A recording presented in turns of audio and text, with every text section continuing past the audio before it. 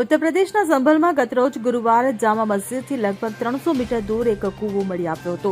હજુ હાલ આ સ્થળે ખોદકામની કામગીરી ચાલી રહી છે. આ કૂવો હિન્દુ પ્રભુત્વ ધરાવતા વિસ્તારમાં જોવા મળે છે. તેને મૃત્યુનો કૂવો પણ કહેવામાં આવે છે. એવો પણ દાવો કરવામાં આવી રહ્યો છે કે નજીકમાં એક મંદિર છે જે મૃત્યુંજય મહાદેવ મંદિર હતું. આ મંદિર હવે માટી નીચે દટાયેલું છે.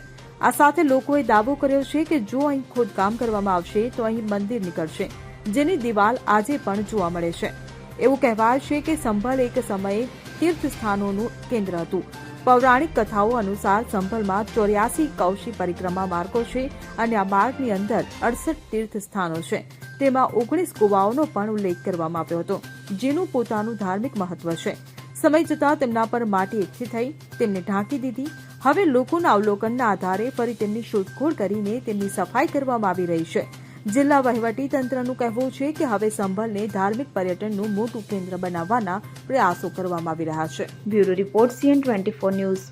હવે જુઓ દેશ દુનિયાની તમામ ખબરો તમારી આંગળીના ટેરવે.